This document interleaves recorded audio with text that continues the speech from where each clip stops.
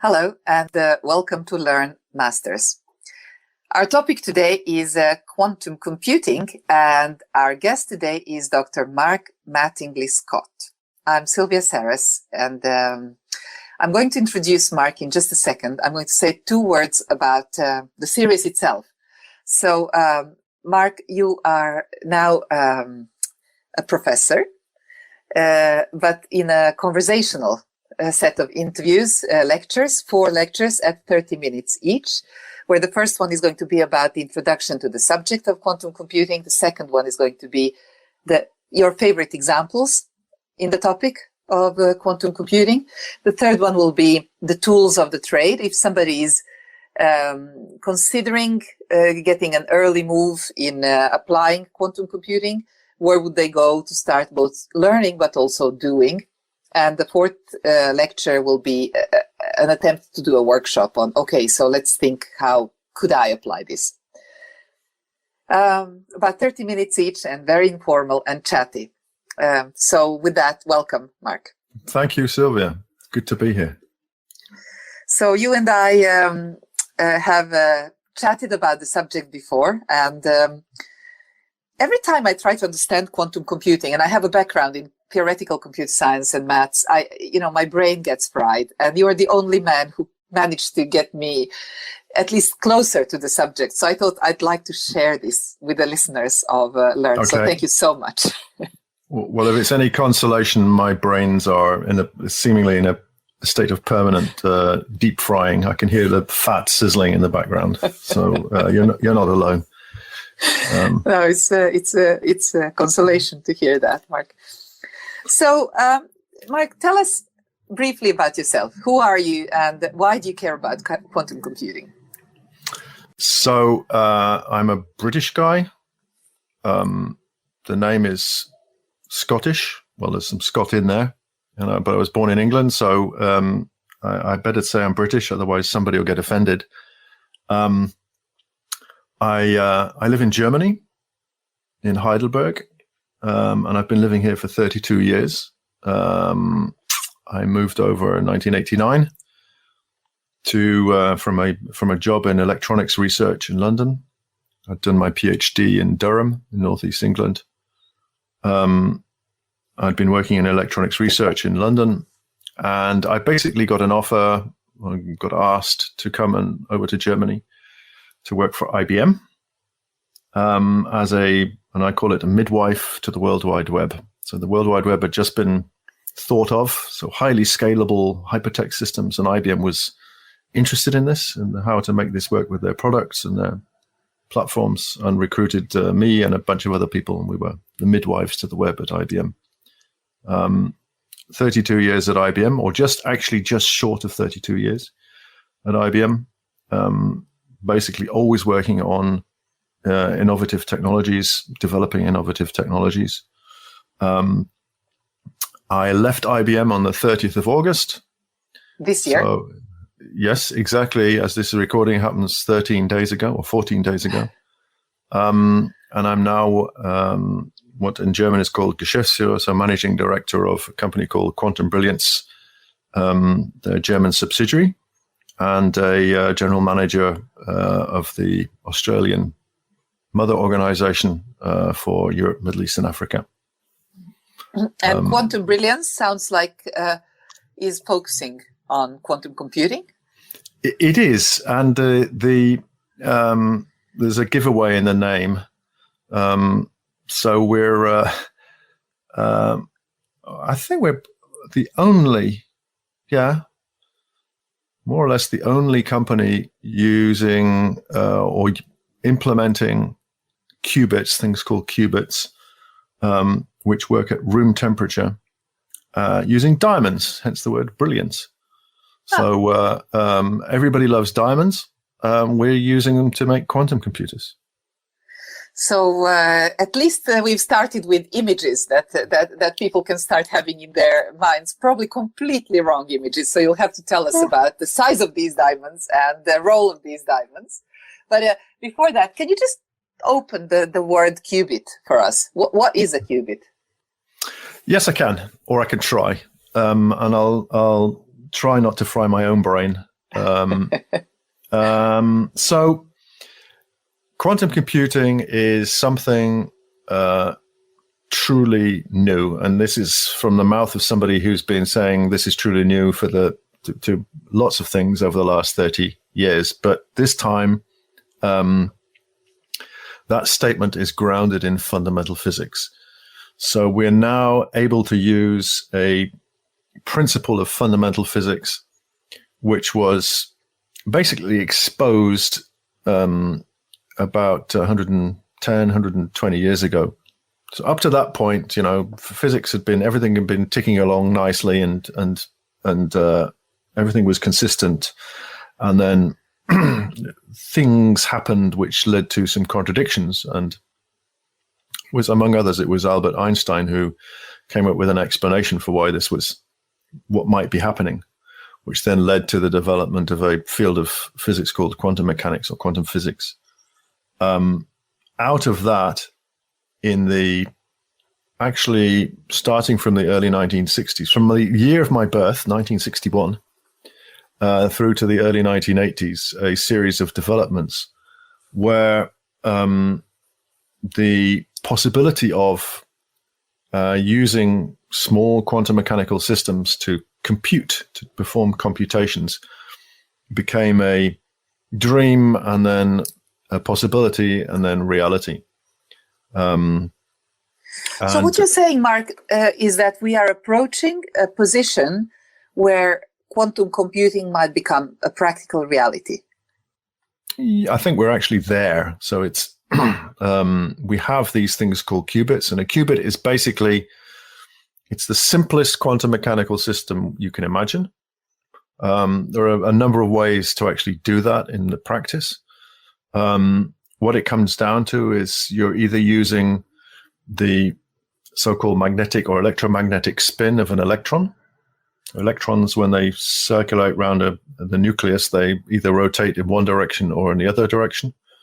You can trick those electrons into having spin, which is, as long as you don't look at them, in both directions at the same time. This is where your brain starts to fry. Or you can use the nucleus, what's called nuclear spin. Or you can use both.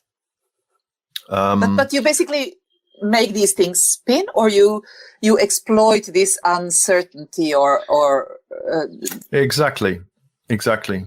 So the best analogy I have is if you want the answer to a problem, and you can formulate that problem as one of a number of possible outcomes, then so the cat is alive or the cat is dead. Yeah, but imagine something much more complex with not just two alternatives, but 2 to the n, thousands or millions of alternatives. Then if you take a truly random number generator and repeat whatever it is you're trying to do enough times, sooner or later it will come up with the right answer. What a quantum computer does is it accelerates that. So it removes the sooner or later and makes that sooner. So what it does is it says for a small fixed number of repetitions of what we call a quantum computing program or a quantum computing experiment, for a small number of repetitions, it will produce a statistically significant answer. So it kind of gets around or cheats pure chance, uses quantum mechanics to speed things. Yes, I can see that's what. So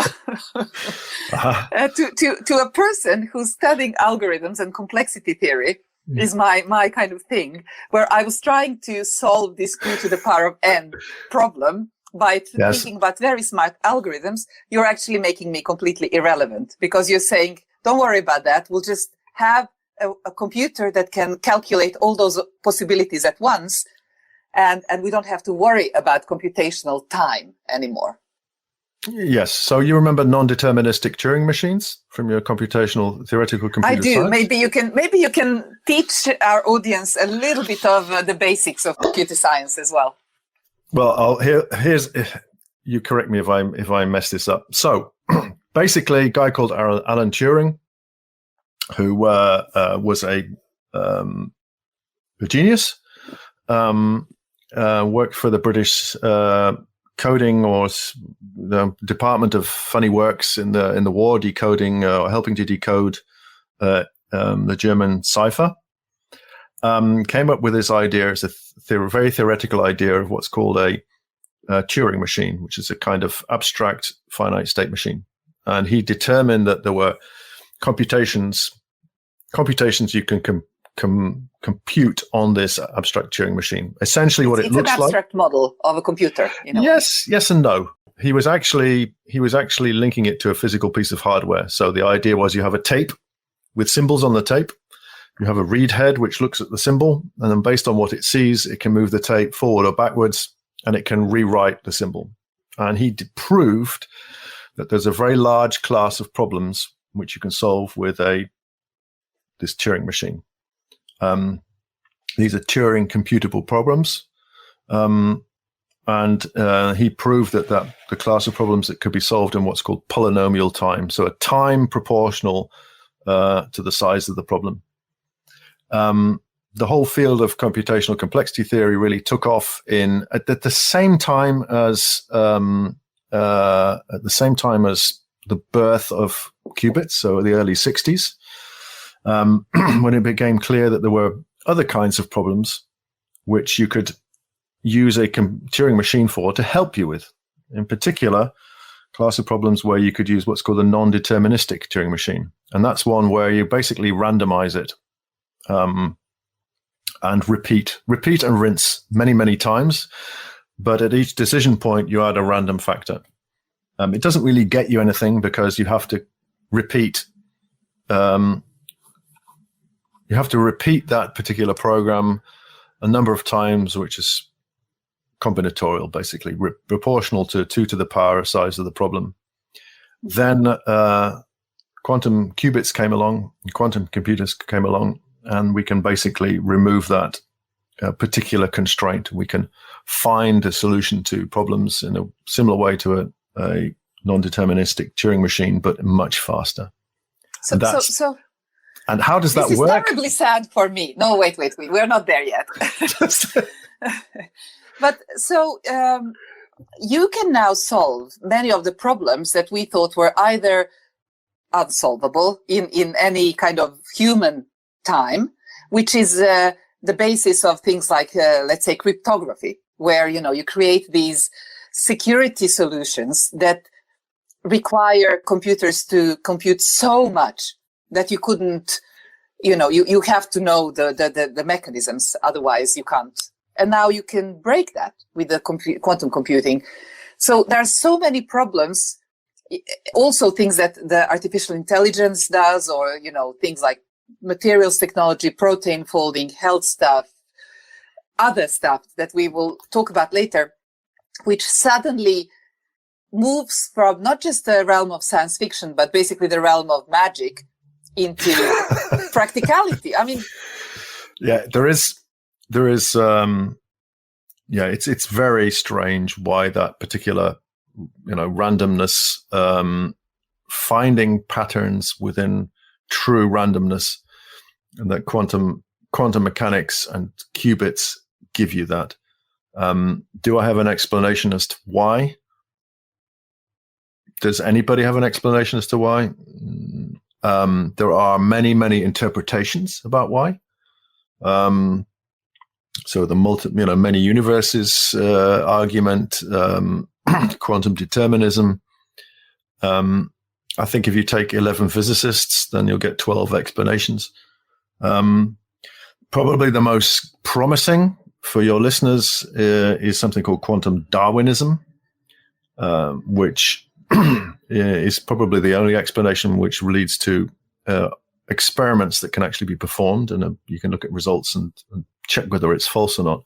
But in essence, the jury is out on why quantum mechanical systems and quantum computers and qubits actually fundamentally why they provide this speed up. But they do. And you're right, there's a large group of problems which under certain constraints, which we can talk about later, provably accelerate the solution to large groups of problems. And provability accelerate means either exponentially accelerate.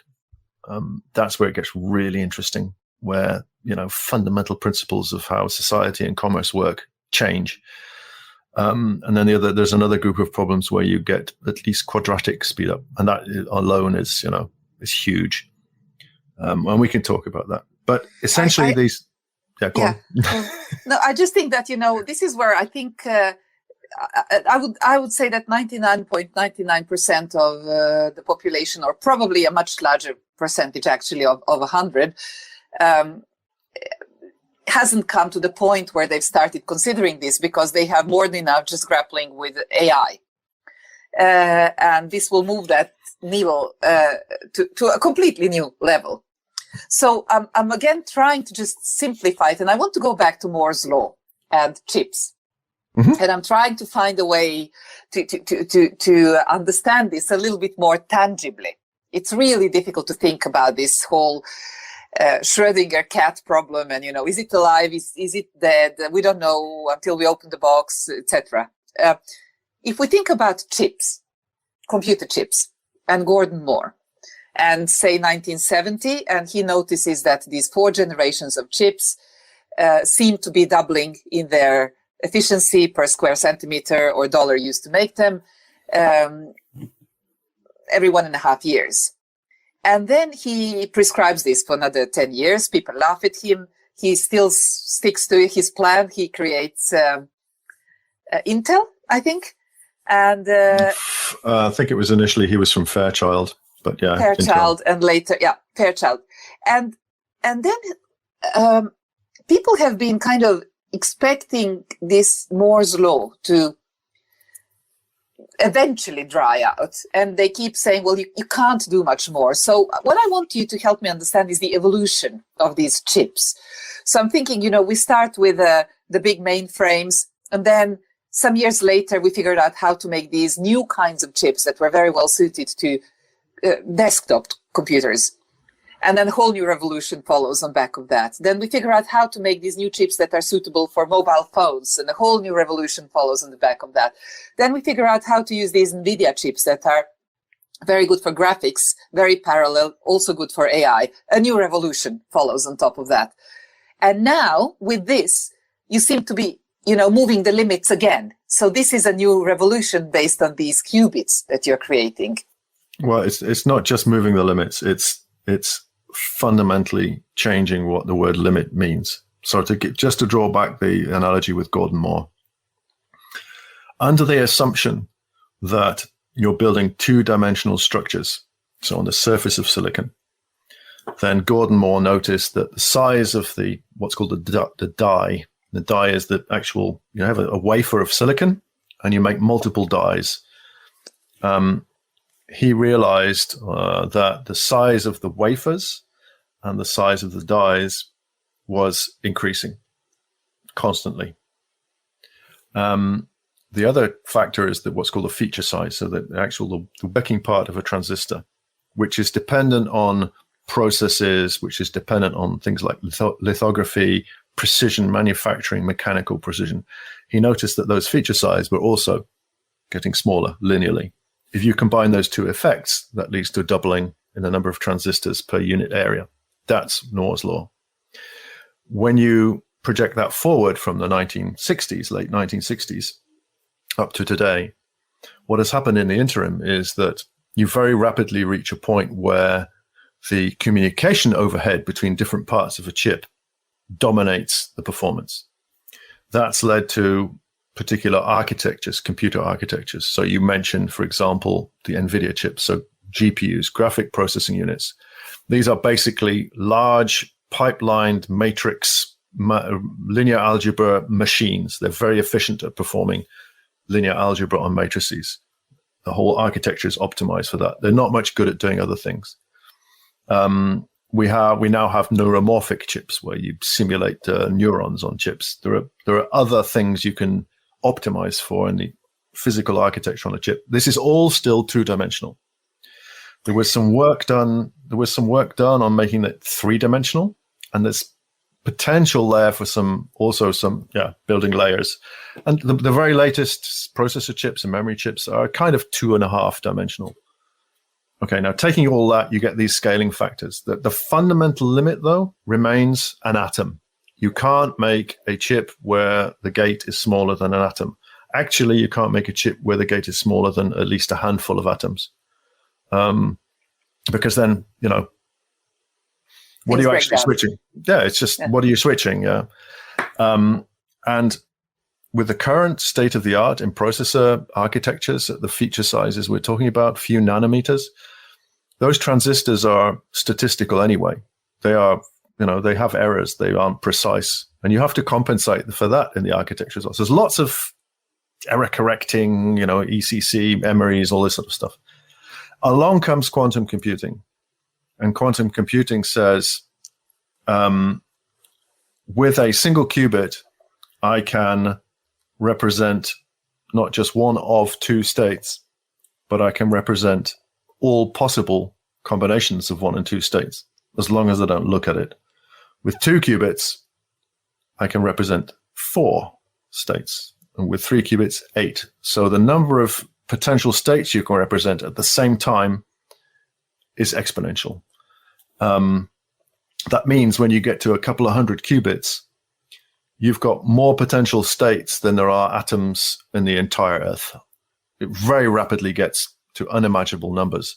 So sorry, we need to backtrack. Just so this is a picture we can have in our mind, but then just help me understand, how big is a qubit, and potentially, can I have a computer with a couple hundred qubits, or is it more expensive than all the resources on this planet, or how does it build? Well, can you have one right now? Difficult. Will you be able to get one in a few years? Certainly. The way you make those qubits is you have to create a quantum mechanically quiet environment, whatever that means. And I mentioned before, there are 2 types. There's 2 ways to implement qubits. One is with electron spin. And with electron spin, you need to create an environment with very low electromagnetic influence, which means it has to be cold, so no thermal energy. So you're at millikelvin or a few millikelvin. You have to have a very high vacuum, so no molecules bouncing around, hitting your qubits, upsetting their value. And you have to have no magnetic fields, so you need to put it in a special kind of metal container. So those are electronic qubits. You can also use photons to make qubits. Photonic Systems, they have their own set of challenges because it's difficult to get photons to interact with each other. And one of the things you want qubits to do is to interact with each other and not with the environment. And then there's a third way. There are a couple of other ways, but the third interesting way is to actually not use electromagnetic quantum mechanics, but to use nuclear quantum mechanics, because then you don't really care about the environment. So you can run them at room temperature. You can put them in a diamond, for example. So in 5 years, will you be able to buy a quantum computer? Will there be a GPU card for your gaming PC with a quantum accelerator on it? Probably. That's certainly something my company is aiming for in 5 years. What will it cost? No idea. Will it be affordable? Will it be usable? Almost certainly. So I see a future in 5 years, these things will be in PCs, or potentially in PCs. In 10, 15 years, who knows? I mean, could be very small. So we talked a little bit about the origins of this, and we'll have to go back to that again. But I just want to go back to the word revolutionary, because I want to, people are now listening and they didn't know they cared about quantum computing at all. And I'd like them to care. And I need you to help me formulate that once more. So you said revolutionary is almost too weak a phrase. Why? Because I think in comparison to the technological revolutions which have happened since the 60s, which have all been kind of directly or indirectly driven by the exponential rise in the power of computation. So the internet, World Wide Web, e-commerce, it's all the motor driving that has been Moore's law and the power of computation. If I take what Moore's law gives us and I give it a rocket booster, in the sense of, it's a car driving around a Formula One racing track, and suddenly I put wings on it and say, "Oh, you can fly." That's the kind of revolution it is. It opens up completely new areas of exploitation. So, in terms of what, and I don't want to leap forward too much, in terms of what could you do? What might you be able to do? Solving problems which are completely unthinkable today. They're so science fiction we can't even imagine them. People, you would go, what? Impossible. There are problems out there where we're pretty sure that a quantum computer will be able to answer those kind of questions in a way that will fundamentally change our economies, the way business works, the way we live. So saying it's a revolution is not really enough. It's fundamentally disruptive.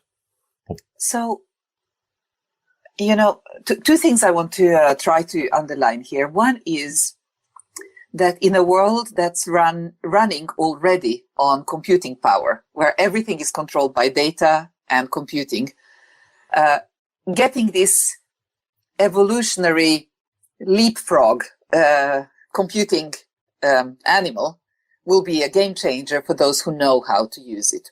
And then the question is, will we be good at asking the right questions, giving it the right tasks? So we'll get back to examples of where this can be useful in the next lecture. But in the meantime, Mark, can you tell us a little bit about, so we talked about the origins, and we talked about how this thing came about from the quantum physics. I'm still shaky on where did we start making it practical, and then if you could relate it a little bit to the cloud and security problems. Sure. So I mentioned the early 60s and the 70s as a formative phase for quantum computation. So back in the 60s, a guy called Landauer proved that if you compute things, if you do a calculation on bits, it actually increases the entropy of the universe by a really, really, really small amount, but it does happen. And that was there was a warning signal. Something interesting here. Is there a kind of computation which wouldn't increase the entropy of the universe? And then the early 70s, a guy called Charlie Bennett proved that you could take one of your Turing programs, any Turing program, Turing function, and rewrite it so it's reversible. In other words, you run the program and then you run it backwards, and all you're left with is the original tape and an answer. If you combine those two things, you've got a model of computation that could be run on a quantum mechanical system, because what it says is you do some stuff and then you do it, reverse it, and then you look, and all you see is the answer, and otherwise the universe doesn't care. You've not created or destroyed any entropy. Everything's as it was. You've just got the answer to a question.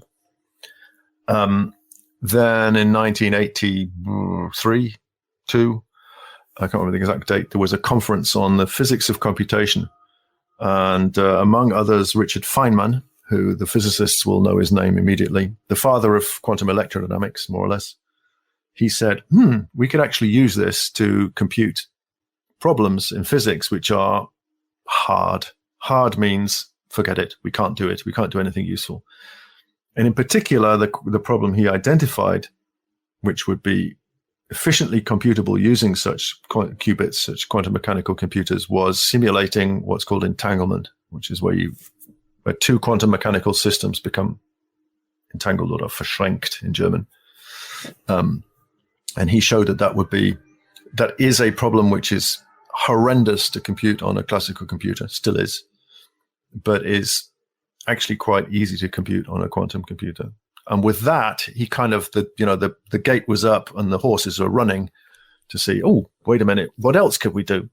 And then we get into the area of cryptography, and that the leap that happened there, or the significant event that happened there, was again in the early 90s. I think Peter Shaw, who was a professor at MIT, showed a way of mapping a classical algebra problem into a quantum mechanical formulation where it could be solved exponentially faster. And exponentially faster means the difference between billions or tens of billions of CPU years on the fastest computer we have today to a few minutes or hours on a quantum computer with a couple of thousand of qubits.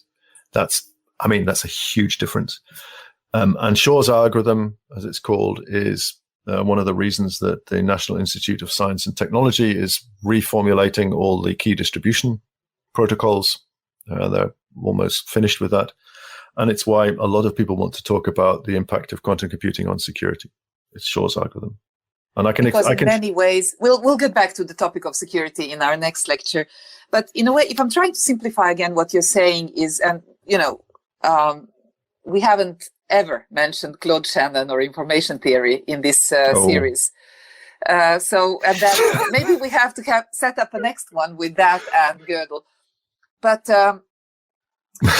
don't get me started on Claude Shannon. Yeah. No, I'd like to get you started on Claude Shannon, but let's save that. So what you're saying is that until now, we've been twisting our brains to formulate problems, find important problems for us humans, and then formulate them in a way that makes them practically computable. Exactly.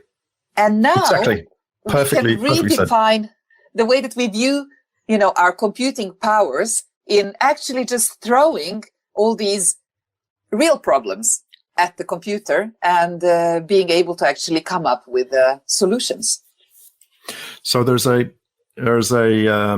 theory called co-evolution, which you encounter in cultural anthropology. If you look at technology and media anthropology, and this is the idea that it was Hans von Forster who formulated it. May be wrong there. It's the idea that humans and human societies develop and evolve and change, and hand in hand with those changes are, of course, humans' imperative to develop tools and improve tools and then use tools for new things. We're very good at that. And with every technological innovation comes a change in organizational innovation. And you've seen this over human history. It's a very robust principle. With classical computation, we've seen this. And you're right. The problems we think of as, well, the ultimate thing we can solve with a computer are, in effect, if you look at it the other way around, they're just the things that we can solve using today's computers. That moves on, it gets faster and faster and more of it. But essentially, it's very difficult to think about what would happen if I had this limitation, if I completely threw it out the window. Quantum computing is throwing the limitations, not all of them, but a lot of them, throwing those limitations out of the window. So in terms of what can we do with it, it's a fundamental change in a way that the invention of the silicon chip and the transistor wasn't. It goes much further. So, final question here, Mark, before we end this first lecture. I was reading some bits from Guns, Germs and Steel the other day. And one of my kids asks me, so Mommy, if the Chinese invented gunpowder, how come they didn't invent guns, or how come they were not invented there? And this cultural side of innovation is an amazingly fascinating thing related to what you talked about here. We invent technologies that fit with our culture. And without going too far into this determinism discussion, quantum computing as this immensely powerful game changer and human nature, what are your thoughts on that? Should it be somehow very carefully handled as a, very dangerous medicine, or? Well, you're touching on all sorts of sleeping dogs and skeletons there, potential skeletons. So it's not even potentially, it is a strategic technology, that's for sure. If you look at where did quantum physics happen, where did most of the physicists live and work, a significant proportion of them came from the German-speaking world, Germany, Austria, Switzerland. Those three countries are dotted with people who formulated quantum physics. So there is a heritage in Central Europe. And there is still, if you look at the university, the academic environment around quantum physics, quantum mechanics, quantum computation, quantum chemistry, Germany is, it's just like, it's incredible, the density of research happening in Germany. Historically, we've always seen that the Anglo-Saxon world, in particular the Anglo-Saxon world to the west of us, across the Atlantic Ocean, is very good at exploiting technologies. They're certainly putting their foot on the gas pedal for quantum technologies. Is there an opportunity for Europe to lead? Yes, definitely. Is it too late? No. But we've got a lot of catching up to do, because the US is very much driving forward. And you mentioned gunpowder in China. China is also investing multiple billions in quantum technologies in general and quantum computing specifically. And it will be a society forming technology. I don't think there's any doubt about that. So the short answer is it's a game changer both at the economic, business and societal level. You didn't ask this, but it was implicit. How is Europe positioned? Definitely could do better, but there is a lot of potential to overtake the other two, because the game is by no means over yet. And that's one of the reasons my company has moved to Germany, is we want to be, we see Germany as key. But the other European countries, almost all the other European countries, have a definite value to add in that equation. And I think we have to stop talking about this as blue sky research and yes. And move it down to something that's in our hands. Definitely. Mark, thank you so much for this first lecture. We'll meet again in a couple of minutes for the next one.